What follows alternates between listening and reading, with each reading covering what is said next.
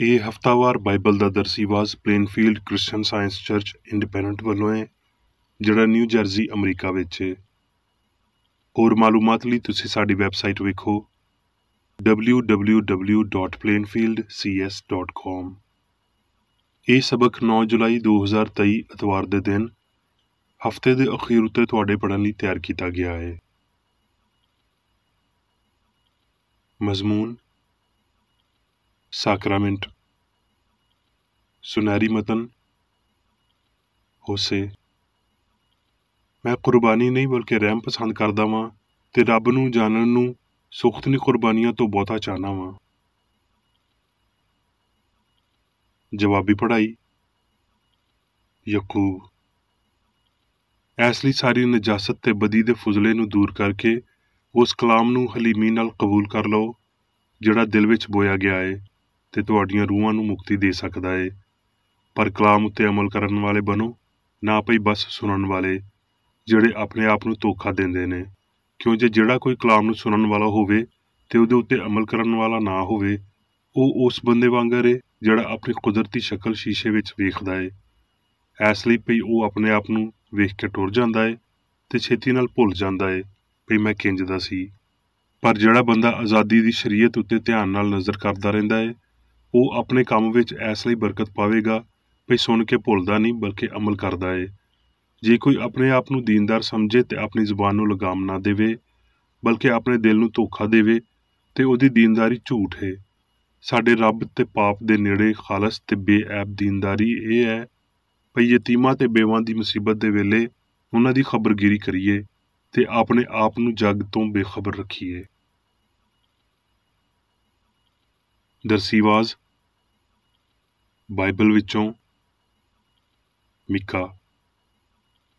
ਮੈਂ ਕੀ ਲੈ ਕੇ ਖੁਦਾਵੰਦ ਦੇ ਹਜ਼ੂਰ ਆਵਾਂ ਤੇ ਰੱਬ ਤਾਲਾ ਨੂੰ ਕਿਉਂ ਸਜਦਾ ਕਰਾਂ? ਕੀ ਸੁਖਤਨੀ ਕੁਰਬਾਨੀਆਂ ਤੇ 1 ਸਾਲ ਦੇ ਬੱਚਿਆਂ ਨੂੰ ਲੈ ਕੇ ਉਹਦੇ ਹਜ਼ੂਰ ਆਵਾਂ? ਕੀ ਖੁਦਾਵੰਦ 1000 ਮੈਂਡਿਆਂ ਨਾਲ ਜਾਂ ਤੇਲ ਦੀਆਂ 10,000 ਨਹਿਰਾਂ ਨਾਲ ਖੁਸ਼ ਹੋਵੇਗਾ? ਕੀ ਮੈਂ ਆਪਣੇ ਪਲੋਟੇ ਨੂੰ ਆਪਣੇ ਪਾਪ ਦੇ ਬਦਲੇ ਵਿੱਚ ਤੇ ਆਪਣੀ ਔਲਾਦ ਨੂੰ ਆਪਣੀ ਜਾਨ ਦੀ ਖਤਾ ਦੇ ਬਦਲੇ ਵਿੱਚ ਦੇ ਦੇਵਾਂ? ਐ ਇਨਸਾਨ, ਉਹਨੇ ਤੇਰੇ ਉੱਤੇ ਨੇਕੀ ਜ਼ਾਹਿਰ ਕਰ ਦਿੱਤੀ ਏ। ਖੁਦਾਵੰਦ ਤੇਰੇ ਤੋਂ ਇਸ ਤੋਂ ਬਹੁਤਾ ਕੀ ਚਾਹੁੰਦਾ ਏ ਭਈ ਤੂੰ ਇਨਸਾਫ ਕਰੇ ਤੇ ਰਹਿਮ ਦਿਲੀ ਨੂੰ ਪਿਆਰਾ ਰੱਖੇ ਤੇ ਆਪਣੇ ਰੱਬ ਦੇ ਹਜ਼ੂਰ ਫਰੋਤਨੀ ਨਾਲ ਟੁਰੇ। ਮੱਤੀ। ਤੇ ਯਸੂ ਸਾਰੇ ਗਲੀਲ ਵਿੱਚ ਫਿਰਦਾ ਰਿਹਾ ਤੇ ਉਹਨਾਂ ਦੇ ਇਬਾਦਤਖਾਨਿਆਂ ਵਿੱਚ ਤਾਲੀਮ ਦਿੰਦਾ ਤੇ ਬਾਦਸ਼ਾਹੀ ਦੀ ਖੁਸ਼ਖਬਰੀ ਦੀ ਮੁਨਾਦੀ ਕਰਦਾ ਤੇ ਲੋਕਾਂ ਦੀ ਹਰ ਤਰ੍ਹਾਂ ਦੀ ਬਿਮਾਰੀ ਤੇ ਹਰ ਤਰ੍ਹਾਂ ਦੀ ਕਮਜ਼ੋਰੀ ਨੂੰ ਦੂਰ ਕਰਦਾ ਰਿਹਾ। ਮੱਤੀ। ਉਹ ਇਸ ਜੱਥੇ ਨੂੰ ਵੇਖ ਕੇ ਪਹਾੜ ਉੱਤੇ ਚੜ੍ਹ ਗਿਆ ਤੇ ਜਦ ਬੈਠ ਗਿਆ ਤੇ ਉਹਦੇ ਚੇਲੇ ਉਹਦੇ ਕੋਲ ਆਏ ਤੇ ਉਹ ਆਪਣੀ ਜ਼ੁਬਾਨ ਖੋਲ੍ਹ ਕੇ ਉਹਨਾਂ ਨੂੰ ਇੰਜ ਤਾਲੀਮ ਦੇਣ ਲੱਗਿਆ, ਤੁਸੀਂ ਧਰਤੀ ਦਾ ਲੂਣ ਹੋ, ਪਰ ਜੇ ਲੂਣ ਦਾ ਮਜ਼ਾ ਜਾਂਦਾ ਰਵੇ ਤੇ ਉਹ ਕਿਸ ਸ਼ੈ ਨਾਲ ਲੂਣਾ ਕੀਤਾ ਜਾਵੇਗਾ? ਫਿਰ ਉਹ ਕਿਸੇ ਕੰਮ ਦਾ ਨਹੀਂ ਸਿਵਾਏ ਇਹਦੇ ਵੀ ਬਾਹਰ ਸੁੱਟਿਆ ਜਾਵੇ ਤੇ ਬੰਦਿਆਂ ਦੇ ਪੈਰਾਂ ਹੇਠਾਂ ਰੋਲਿਆ ਜਾਵੇ। ਤੁਸੀਂ ਜੱਗ ਦੀ ਲੋ ਹੋ ਤੇ ਜਿਹੜਾ ਸ਼ਹਿਰ ਪਹਾੜਾਂ ਵਿੱਚ ਵਸਦਾ ਏ ਉਹ ਲੁਕ ਨਹੀਂ ਸਕਦਾ ਤੇ ਦੀਵਾ ਬਾਲ ਕੇ ਪੈਮਾਨੇ ਦੇ ਹੇਠਾਂ ਨਹੀਂ ਬਲਕਿ ਚਿਰਾਗਦਾਨ ਵਿੱਚ ਰੱਖੀਦਾ ਏ ਤੇ ਇਹਦੇ ਨਾਲ ਘਰ ਦੇ ਸਾਰੇ ਲੋਕਾਂ ਨੂੰ ਲੋ ਹੁੰਦੀ ਏ। ਇਸੇ ਤਰ੍ਹਾਂ ਤੁਹਾਡੀ ਲੋ ਬੰਦਿਆਂ ਦੇ ਸਾਹਮਣੇ ਚਮਕੇ ਤਾਂ ਜੋ ਉਹ ਤੁਹਾਡੇ ਨੇਕ ਕੰਮਾਂ ਨੂੰ ਵੇਖ ਕੇ ਤੁਹਾਡੇ ਪਿਓ ਦੀ ਜਿਹੜਾ ਅਸਮਾਨ ਉੱਤੇ ਹੈ ਵਡਿਆਈ ਕਰਨ। ਕਿਉਂ ਜੇ ਮੈਂ ਤੁਹਾਨੂੰ ਆਖਦਾ ਵਾਂ ਭਈ ਜੇ ਤੁਹਾਡੀ ਰਾਸਤਬਾਜ਼ੀ ਫਕੀਆਂ ਤੇ ਫਰੀਸੀਆਂ ਤੋਂ ਬਹੁਤੀ ਨਾ ਹੋਵੇਗੀ ਤੇ ਤੁਸੀਂ ਅਸਮਾਨ ਦੀ ਬਾਦਸ਼ਾਹੀ ਵਿੱਚ ਬਿਲਕੁਲ ਦਾਖਲ ਨਾ ਹੋਵੋਗੇ। ਮੱਤੀ। ਤੇ ਜਦੋਂ ਤੁਸੀਂ ਦੁਆ ਕਰੋ ਤੇ ਰਿਆਕਾਰਾਂ ਦੇ ਵਾਂਗਰ ਨਾ ਬਣੋ, ਕਿਉਂ ਜੇ ਉਹ ਇਬਾਦਤਖਾਨਿਆਂ ਵਿੱਚ ਤੇ ਬਾਜ਼ਾਰਾਂ ਦੇ ਮੋੜਾਂ ਉੱਤੇ ਖਲੋ ਕੇ ਦੁਆ ਕਰਨਾ ਪਸੰਦ ਕਰਦੇ ਨੇ ਤਾਂ ਜੋ ਲੋਕ ਉਹਨਾਂ ਨੂੰ ਵੇਖਣ। ਮੈਂ ਤੁਹਾਨੂੰ ਸੱਚ ਆਖਦਾ ਵਾਂ ਭਈ ਉਹਨਾਂ ਨੇ ਆਪਣਾ ਅਜਰ ਪਾ ਲਿਆ। ਬਲਕਿ ਜਦੋਂ ਤੂੰ ਦੁਆ ਕਰੇ ਤੇ ਆਪਣੀ ਕੋਠੜੀ ਵਿੱਚ ਜਾ ਤੇ ਬੂਹਾ ਬੰਦ ਕਰਕੇ ਆਪਣੇ ਪਿਓ ਤੋਂ ਜਿਹੜਾ ਪੋਸ਼ੀਦਗੀ ਵਿੱਚ ਏ ਦੁਆ ਕਰ। ਇਸ ਸੂਰਤ ਵਿੱਚ ਤੇਰਾ ਪਿਓ ਜਿਹੜਾ ਪੋਸ਼ੀਦਗੀ ਵਿੱਚ ਏ ਤੈਨੂੰ ਵੇਖਦਾ ਏ, ਤੈਨੂੰ ਬਦਲਾ ਦੇਵੇਗਾ। ਮੱਤੀ। ਉਸ ਵੇਲੇ ਯਸੂ ਨੇ ਜੱਥੇ ਨੂੰ ਤੇ ਆਪਣੇ ਚੇਲਿਆਂ ਨੂੰ ਇਹ ਗੱਲਾਂ ਆਖੀਆਂ, ਫਕੀ ਤੇ ਫਰੀਸੀ ਮੂਸਾ ਦੀ ਗੱਦੀ ਉੱਤੇ ਬੈਠੇ ਨੇ।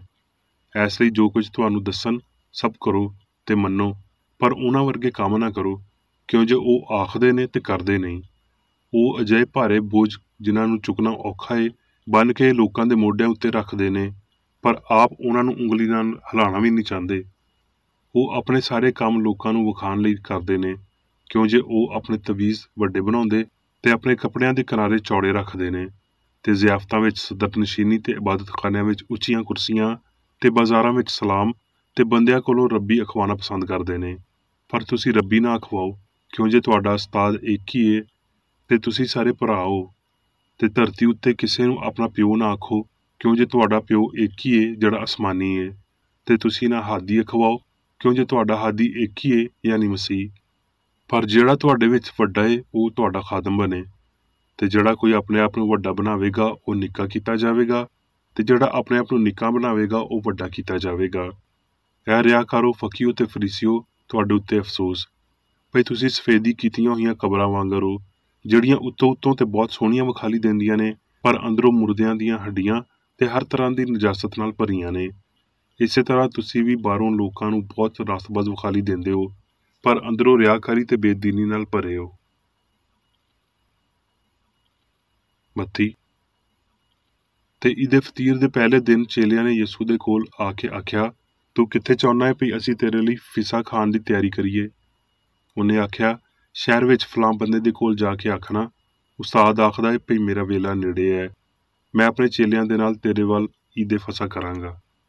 ਤੇ ਜਿਵੇਂ ਯਿਸੂ ਨੇ ਚੇਲਿਆਂ ਨੂੰ ਹੁਕਮ ਦਿੱਤਾ ਸੀ, ਉਹਨਾਂ ਨੇ ਉਂਝ ਹੀ ਕੀਤਾ ਤੇ ਫਿਸਾ ਤਿਆਰ ਕੀਤੀ।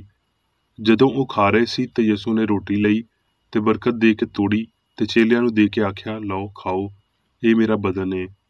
ਫਿਰ ਪਿਆਲਾ ਲੈ ਕੇ ਸ਼ੁਕਰ ਕੀਤਾ ਤੇ ਉਹਨਾਂ ਨੂੰ ਆਖਿਆ, ਤੁਸੀਂ ਸਾਰੇ ਇਹਦੇ ਵਿੱਚੋਂ ਪੀਓ, ਕਿਉਂ ਜੇ ਇਹ ਮੇਰਾ ਉਹ ਅਹਿਦ ਦਾ ਖੂਨ ਹੈ ਜਿਹੜਾ ਬਥੇਰਿਆਂ ਲਈ ਪਾਪਾਂ ਦੀ ਮੁਆਫੀ ਲਈ ਵਗਾਇਆ ਜਾਂਦਾ ਹੈ। ਯੂਹੰਨਾ। ਅੰਗੂਰ ਦਾ ਅਸਲ ਰੁੱਖ ਮੈਂ ਵਾਂ ਤੇ ਮੇਰਾ ਪਿਓ ਬਾਗਬਾਨ ਏ।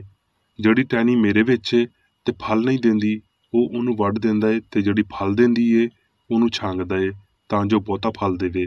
ਹੁਣ ਤੁਸੀਂ ਉਸ ਕਲਾਮ ਦੇ ਪਾਰੋਂ ਜਿਹੜਾ ਮੈਂ ਤੁਹਾਡੇ ਨਾਲ ਕੀਤਾ ਏ ਪਾਕ ਹੋ। ਤੁਸੀਂ ਮੇਰੇ ਵਿੱਚ ਕਾਇਮ ਰਵੋ ਤੇ ਮੈਂ ਤੁਹਾਡੇ ਵਿੱਚ।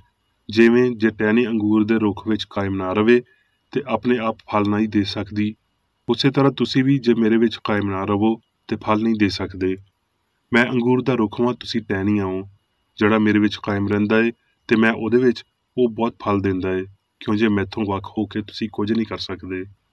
ਜੇ ਤੁਸੀਂ ਮੇਰੇ ਵਿੱਚ ਕਾਇਮ ਰਵੋ ਤੇ ਮੇਰੀਆਂ ਗੱਲਾਂ ਤੁਹਾਡੇ ਵਿੱਚ ਕਾਇਮ ਰਹਿਣ, ਤੇ ਜੋ ਚਾਹੋ ਮੰਗੋ ਉਹ ਤੁਹਾਡੇ ਲਈ ਹੋ ਜਾਵੇਗਾ।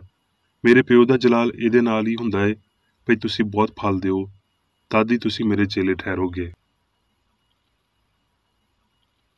ਹੁਣ ਮੈਂ ਮੇਰੀ ਬੇਕਰ ਰੈਡੀ ਦੀ ਲਿਖੀ ਹੋਈ ਕ੍ਰਿਸਚਨ ਸਾਇੰਸ ਦੀ ਦਰਸੀ ਕਿਤਾਬ ਸਾਇੰਸ ਤੇ ਸਿਹਤ ਆਇਤਾਂ ਦੀ ਕੁੰਜੀ ਦੇ ਨਾਲ ਵਿੱਚੋਂ ਲਈਆਂ ਹੋਈਆਂ ਲਿਖਾਈਆਂ ਪੜਾਂਗਾ। ਸਾਇੰਸ ਤੇ ਸਿਹਤ।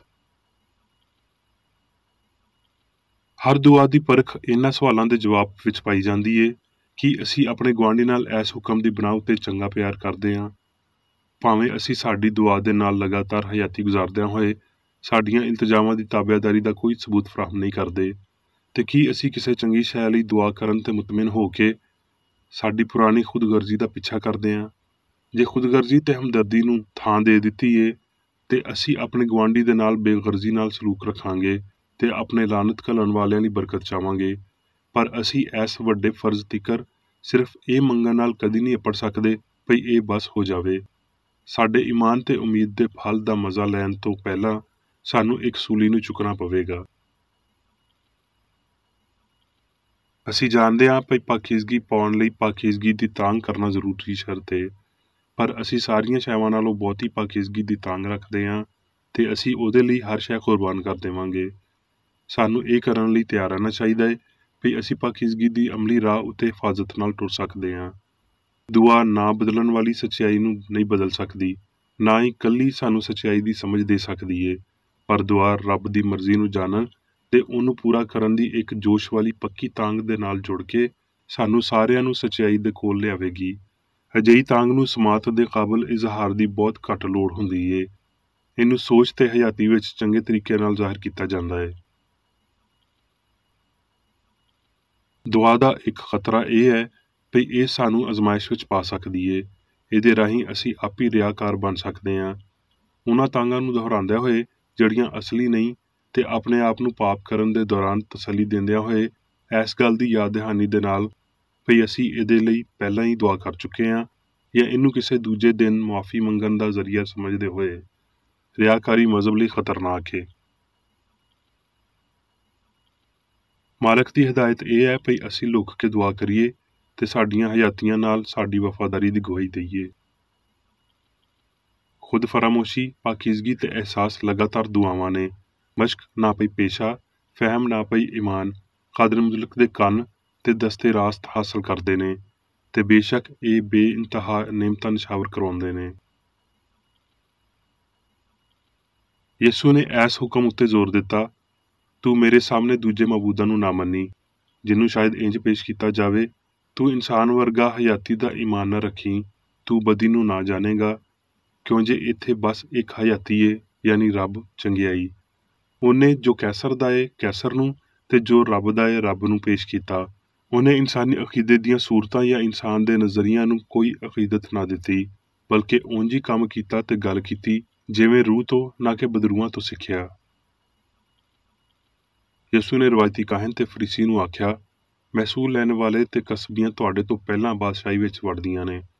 ਯਿਸੂ ਦੀ ਤਾਰੀਖ ਨੇ ਨਵਾਂ ਕੈਲੰਡਰ ਸਾਹਮਣੇ ਲਿਆਂਦਾ, ਜਿਹਨੂੰ ਅਸੀਂ ਮਸੀਹੀ ਦੌਰ ਆਖਦੇ ਹਾਂ, ਪਰ ਉਹਨੇ ਰਵਾਇਤੀ ਇਬਾਦਤਾਂ ਨਹੀਂ ਬਣਾਈਆਂ। ਉਹ ਜਾਣਦਾ ਸੀ ਭਈ ਇਨਸਾਨ ਬਪਤਿਸਮਾ ਲੈ ਸਕਦਾ, ਯੂਖਰਿਸਤ ਵਿੱਚ ਸ਼ਰੀਕ ਹੋ ਸਕਦਾ, ਕਲੀਸਿਆ ਦੀ ਮਦਦ ਕਰ ਸਕਦਾ, ਸਬਤ ਨੂੰ ਮੰਨ ਸਕਦਾ, ਲੰਮੀ ਇਬਾਦਤ ਕਰ ਸਕਦਾ ਏ, ਪਰ ਉਹ ਜਿਨਸਪ੍ਰਸਤ ਤੇ ਪਾਪੀ ਹੀ ਏ।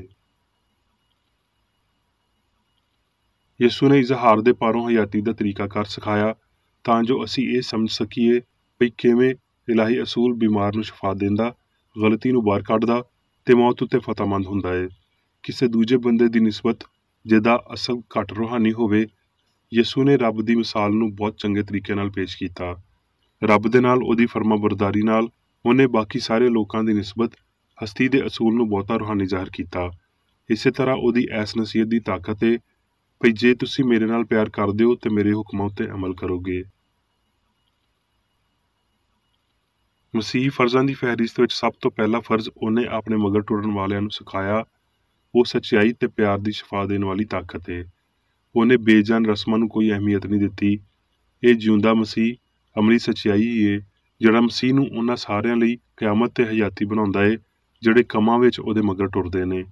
ਉਹਦੇ ਕੀਮਤੀ ਹੁਕਮਾਂ ਦੀ ਫਰਮਾਬਰਦਾਰੀ ਕਰਦਿਆਂ ਹੋਏ ਜਿੰਨਾ ਅਸੀਂ ਇਹਨੂੰ ਸਮਝ ਸਕਦੇ ਹਾਂ, ਓਨਾ ਹੀ ਉਹਦੇ ਇਜ਼ਹਾਰ ਮਗਰ ਟੁਰਦਿਆਂ ਹੋਏ ਅਸੀਂ ਉਹਦੇ ਪਿਆਲੇ ਵਿੱਚ ਪੀਂਦੇ ਹਾਂ, ਉਹਦੀ ਰੋਟੀ ਵਿੱਚ ਸ਼ਰੀਕ ਹੁੰਦੇ ਹਾਂ ਤੇ ਉਹਦੀ ਪਾਕੀਜ਼ਗੀ ਵਿੱਚ ਬਪਤਿਸਮਾ ਪਾਉਂਦੇ ਹਾਂ, ਤੇ ਅਖੀਰੀ ਅਸੀਂ ਜਿਹੜਾ ਮੌਤ ਉੱਤੇ ਫਤਹ ਪਾਉਂਦਾ ਏ, ਉਸ ਇਲਾਹੀ ਅਸੂਲ ਦੇ ਪੂਰੇ ਫਹਿਮ ਵਿੱਚ ਉਹਦੇ ਨਾਲ ਬੈਠਾਂਗੇ, ਆਰਾਮ ਕਰਾਂਗੇ।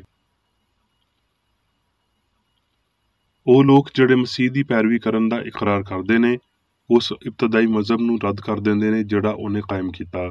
ਯਿਸੂ ਨੂੰ ਅਜ਼ੀਅਤ ਦੇਣ ਵਾਲੇ ਇਸ ਖਾਸ ਨੁਕਤੇ ਉੱਤੇ ਆਪਣਾ ਮਜ਼ਬੂਤ ਤਰੀਨ ਹਮਲਾ ਕਰਦੇ ਸੀ। ਉਹਨਾਂ ਨੇ ਮਾਦੇ ਦੇ ਰਹਿਮੋ ਕਰਮ ਉੱਤੇ ਫੜਨ ਦੀ ਤੇ ਕੁਝ ਖਾਸ ਫਰਜ਼ੀ ਮਾਦੀ ਕਾਨੂੰਨਾਂ ਦੇ ਮੁਤਾਬਕ ਉਹਨੂੰ ਕਤਲ ਕਰਨ ਦੀ ਕੋਸ਼ਿਸ਼ ਕੀਤੀ। ਫਰੀਸੀ ਇਲਾਹੀ ਮਰਜ਼ੀ ਨੂੰ ਜਾਣਨ ਤੇ ਉਹਦੀ ਤਾਲੀਮ ਦੇਣ ਦਾ ਦਾਅਵਾ ਕਰਦੇ ਸੀ, ਪਰ ਉਹ ਬਸ ਯਿਸੂ ਦੇ ਮਕਸਦ ਦੀ ਕਾਮਯਾਬੀ ਵਿੱਚ ਰੁਕਾਵਟ ਪਾਉਂਦੇ ਸੀ। ਇੱਥੇ ਤੀਕਰ ਵੀ ਉਹਦੇ ਬਹੁਤ ਸਾਰੇ ਤਾਲਬ ਇਲਮ ਵੀ ਉਹਦੀ ਰਾਹ ਵਿੱਚ ਖਲੋ ਗਏ। ਕਲੀਸਿਆ ਦੇ ਅੰਦਰ ਜਾਂ ਬਾਹਰ ਜੋ ਕੁਝ ਵੀ ਚੰਗਾ ਏ, ਉਹਨੂੰ ਇੱਜ਼ਤ ਦਿੰਦਿਆਂ ਹੋਏ ਕਿਸੇ ਬੰਦੇ ਦੀ ਮਸੀਹ ਵਿੱਚ ਤਕਦੀਸ ਪੇਸ਼ੇ ਦੀ ਨਿਸਬਤ ਇਜ਼ਹਾਰ ਉੱਤੇ ਬਹੁਤੀ ਨਿਉ ਰੱਖਦੀ ਏ। ਸ਼ਾਉਰ ਵਿੱਚ ਅਸੀਂ ਮੁੰਤਸ਼ਰ ਹੋਣ ਵਾਲੇ ਅਕੀਦਿਆਂ ਨੂੰ ਰੋਕ ਨਹੀਂ ਸਕਦੇ ਤੇ ਲਾਜ਼ਵਾਲ ਮਸੀਹ ਦੇ ਇਲਾਹੀ ਅਸੂਲ ਨੂੰ ਹੋਰ ਸਮਝਦਿਆਂ ਹੋਏ ਸਾਨੂੰ ਬਿਮਾਰ ਨੂੰ ਸ਼ਿਫਾ ਦੇਣ ਤੇ ਮੌਤ ਉੱਤੇ ਫਤਹਿਯਾਬ ਹੋਣ ਦੇ ਕਾਬਲ ਬਣਾਇਆ ਗਿਆ ਏ। ਪਿਆਲਾ ਉਹਦੇ ਤਲਖ ਤਜਰਬੇ ਨੂੰ ਜ਼ਾਹਰ ਕਰਦਾ ਏ, ਯਾਨੀ ਉਹ ਪਿਆਲਾ ਜਿਹਦੇ ਲਈ ਉਹਨੇ ਦੁਆ ਮੰਗੀ ਭਈ ਉਹ ਉਹਦੇ ਤੋਂ ਟਲ ਜਾਵੇ, ਹਾਲਾਂਕਿ ਉਹ ਇਲਾਹੀ ਹੁਕਮ ਦੀ ਪਾਕ ਸਪੁਰਦਗੀ ਵਿੱਚ ਝੁਕ ਗਿਆ ਸੀ। ਚੇਲਿਆਂ ਨੇ ਖਾ ਲਿਆ ਸੀ, ਫਿਰ ਵੀ ਯਿਸੂ ਨੇ ਦੁਆ ਕੀਤੀ ਤੇ ਰੋਟੀ ਉਹਨਾਂ ਨੂੰ ਦਿੱਤੀ। ਲਫ਼ਜ਼ੀ ਮਾਣਿਆਂ ਵਿੱਚ ਤੇ ਇਹ ਬੇਵਕੂਫੀ ਹੀ ਹੋਵੇਗੀ, ਪਰ ਇਹਦੀ ਰੂਹਾਨੀ ਸਮਝ ਵਿੱਚ ਇਹ ਫਿਤਰੀ ਤੇ ਬਹੁਤ ਸੋਹਣੀ ਗੱਲ ਸੀ। ਉਹਨਾਂ ਦੀ ਖੁਰਾਕ ਵਾਕਈ ਅਸਮਾਨ ਤੋਂ ਉਤਰੀ ਸੀ। ਬਿਮਾਰਾਂ ਨੂੰ ਸ਼ਿਫਾ ਦੇਣ ਤੇ ਗਲਤੀ ਨੂੰ ਬਾਹਰ ਕੱਢਣ ਵਾਲੀ ਰੂਹਾਨੀ ਹਸਤੀ ਦੀ ਇਹ ਬਹੁਤ ਵੱਡੀ ਅਸਲੀਅਤ ਸੀ। ਉਹਨਾਂ ਦੇ ਮਾਲਕ ਨੇ ਉਹਨਾਂ ਨੂੰ ਇਹ ਪਹਿਲੇ ਹੀ ਵਾਜ਼ਾ ਕਰ ਦਿੱਤਾ ਸੀ ਤੇ ਹੁਣ ਇਹ ਰੋਟੀ ਉਹਨਾਂ ਨੂੰ ਖੁਰਾਕ ਦੇ ਰਹੀ ਸੀ ਤੇ ਉਹਨਾਂ ਨੂੰ ਕਾਇਮ ਰੱਖ ਰਹੀ ਸੀ। ਮਸੀਹੀਓ, ਕੀ ਤੁਸੀਂ ਉਹਦਾ ਪਿਆਲਾ ਪੀ ਰਹੇ ਹੋ? ਕੀ ਤੁਸੀਂ ਨਵੇਂ ਅਹਿਦ ਦਾ ਲਹੂ ਵੰਡਿਆ ਏ, ਯਾਨੀ ਉਹ ਤਕਲੀਫਾਂ ਜਿਹੜੀਆਂ ਰੱਬ ਦੇ ਬਾਰੇ ਇੱਕ ਨਵੇਂ ਤੇ ਉੱਚੇ ਫਹਿਮ ਨੂੰ ਪੇਸ਼ ਕਰਦੀਆਂ ਨੇ? ਜੇ ਨਹੀਂ ਤੇ ਕੀ ਤੁਸੀਂ ਆਖ ਸਕਦੇ ਹੋ ਭਈ ਤੁਸੀਂ ਉਸ ਪਿਆਲੇ ਵਿੱਚ ਯਿਸੂ ਦੀ ਯਾਦਗਾਰੀ ਮਨਾਈਏ? ਉਹ ਸਾਰੇ ਜਿਹੜੇ ਯਿਸੂ ਦੀ ਯਾਦਗਾਰੀ ਵਿੱਚ ਰੋਟੀ ਖਾਂਦੇ ਤੇ ਮੈਂ ਪੀਂਦੇ ਨੇ, ਉਹ ਅਸਲ ਵਿੱਚ ਉਸ ਪਿਆਲੇ ਤੇ ਉਸ ਸਲੀਬ ਵਿੱਚੋਂ ਵੰਡਣ ਲਈ ਤੇ ਮਸੀਹ ਦੇ ਅਸੂਲ ਦੀ ਖਾਤਰ ਸਭ ਕੁਝ ਛੱਡਣ ਲਈ ਰਾਜ਼ੀ ਨੇ। ਜੇ ਮਸੀਹ ਸੱਚਾਈ ਇਜ਼ਹਾਰ ਵਿੱਚ ਸਾਡੇ ਕੋਲ ਆਇਆ ਏ ਤੇ ਕਿਸੇ ਦੂਜੀ ਯਾਦਗਾਰੀ ਦੀ ਲੋੜ ਨਹੀਂ ਏ, ਕਿਉਂ ਜੇ ਇਜ਼ਹਾਰ ਇਮੈਨੂਅਲ ਜਾਂ ਰੱਬ ਸਾਡੇ ਨਾਲ ਏ ਤੇ ਜੇ ਕੋਈ ਦੂਜਾ ਸਾਡੇ ਨਾਲ ਏ ਤੇ ਉਹਦੀ ਯਾਦਗਾਰੀ ਮਨਾਉਣ ਦੀ ਕੀ ਲੋੜ ਏ? ਜੇ ਉਹ ਸਾਰੇ ਜਿਨ੍ਹਾਂ ਨੇ ਸਾਕਰਾਮੈਂਟ ਵਿੱਚ ਹਿੱਸਾ ਲਿਆ ਯਿਸੂ ਦੇ ਦੁੱਖਾਂ ਦੀ ਅਸਲ ਵਿੱਚ ਯਾਦਗਾਰੀ ਮਨਾਈ ਸੀ ਤੇ ਉਸ ਪਿਆਲੇ ਵਿੱਚੋਂ ਪੀਤਾ ਸੀ ਤੇ ਉਹ ਜੱਗ ਵਿੱਚ ਇਨਕਲਾਬ ਲੈ ਆਉਂਦੇ, ਉਹ ਸਾਰੇ ਜਿਹੜੇ ਮਾਦੀ ਅਲਾਮਤਾਂ ਦੇ ਰਾਹੀਂ ਉਹਦੀ ਯਾਦਗਾਰੀ ਨੂੰ ਲੱਭਣ ਵਾਲੇ ਨੇ, ਉਹ ਸੂਲੀ ਚੁੱਕਣਗੇ, ਬਿਮਾਰਾਂ ਨੂੰ ਸ਼ਿਫਾ ਦੇਣਗੇ, ਬਦਰੂਆਂ ਨੂੰ ਕੱਢਣਗੇ ਤੇ ਮਸੀਹ ਸੱਚਾਈ ਦੀ ਖੁਸ਼ਖਬਰੀ ਗਰੀਬਾਂ, ਮਨਫੀ ਸੋਚ ਵਾਲਿਆਂ ਨੂੰ ਦੇਣਗੇ। ਉਹ 1000 ਸਾਲਾ ਦੌਰ ਲਿਆਉਣਗੇ। ਹੁਣ ਮੈਂ ਮੇਰੀ ਬੇਕਰ ਰੈਡੀ ਵੱਲੋਂ ਚਰਚ ਮੈਨੂਅਲ ਵਿੱਚ ਦਿੱਤੇ ਹੋਏ ਰੋਜ਼ਾਨਾ ਦੇ 3 ਫਰਜ਼ ਪੜਾਂਗਾ। ਰੋਜ਼ਾਨਾ ਦੀ ਦੁਆ। ਇਸ ਚਰਚ ਦੇ ਹਰ ਰੁਕਨ ਦਾ ਇਹ ਫਰਜ਼ ਹੈ ਭਈ ਉਹ ਹਰ ਰੋਜ਼ ਇਹ ਦੁਆ ਕਰੇ, ਤੇਰੀ ਬਾਦਸ਼ਾਹੀ ਆਵੇ, ਇਲਾਹੀ ਸੱਚਾਈ, ਹਯਾਤੀ ਤੇ ਪਿਆਰ ਦੀ ਸਲਤਨਤ ਮੇਰੇ ਅੰਦਰ ਕਾਇਮ ਹੋਵੇ ਤੇ ਸਾਰੇ ਪਾਪ ਮੈਥੋਂ ਨਿਕਲ ਜਾਣ ਤੇ ਤੇਰਾ ਕਲਾਮ ਸਾਰੇ ਇਨਸਾਨਾਂ ਦੇ ਪਿਆਰ ਨੂੰ ਵਧਾਵੇ ਤੇ ਉਹਨਾਂ ਉੱਤੇ ਹਕੂਮਤ ਕਰੇ। ਮਕਸਦਾਂ ਤੇ ਕੰਮਾਂ ਦਾ ਇੱਕ ਅਸੂਲ। ਨਾ ਕੋਈ ਮੁਖਾਲਫਤ ਤੇ ਨਾ ਕੋਈ ਜ਼ਾਤੀ ਤਾਲੁਕ ਮਾਦਰੀ ਚਰਚ ਦੇ ਕਿਸੇ ਰੁਕਨ ਦੇ ਮਕਸਦਾਂ ਜਾਂ ਕੰਮਾਂ ਉੱਤੇ ਅਸਰ ਕਰਨੇ ਚਾਹੀਦੇ। ਸਾਇੰਸ ਵਿੱਚ ਬਸ ਇਲਾਹੀ ਪਿਆਰ ਹੀ ਹਕੂਮਤ ਕਰਦਾ ਏ ਤੇ ਇੱਕ ਮਸੀਹੀ ਸਾਇੰਸਦਾਨ ਪਾਪ ਨੂੰ ਰੱਦ ਕਰਦਿਆਂ ਹੋਏ ਸੁੱਚੀ ਭਰਾਬੰਦੀ, ਖੈਰਾਤ ਪਸੰਦੀ ਤੇ ਮਾਫੀ ਨਾਲ ਪਿਆਰ ਦੀਆਂ ਮਿੱਠੀਆਂ ਸੱਚਾਈਆਂ ਦਾ ਪਰਛਾਵਾਂ ਬਣਦਾ ਏ। ਇਸ ਚਰਚ ਦੇ ਸਾਰੇ ਰੁਕਨਾਂ ਨੂੰ ਸਾਰੇ ਪਾਪਾਂ ਤੋਂ, ਗਲਤ ਤਰ੍ਹਾਂ ਦੀਆਂ ਪੇਸ਼ਨਗੋਈਆਂ, ਮੁਨਸਫੀਆਂ, ਮਜ਼ਮਤਾਂ, ਸਲਾਹਾਂ, ਗਲਤ ਅਸਰਾਂ ਨੂੰ ਲੈਣ ਤੇ ਗਲਤ ਅਸਰ ਦੇਣ ਤੋਂ ਆਜ਼ਾਦ ਰਹਿਣ ਲਈ ਹਰ ਰੋਜ਼ ਖਿਆਲ ਰੱਖਣਾ ਚਾਹੀਦਾ ਹੈ ਤੇ ਦੁਆ ਕਰਨੀ ਚਾਹੀਦੀ ਹੈ। ਫਰਜ਼ ਲਈ ਚੁਸਤੀ।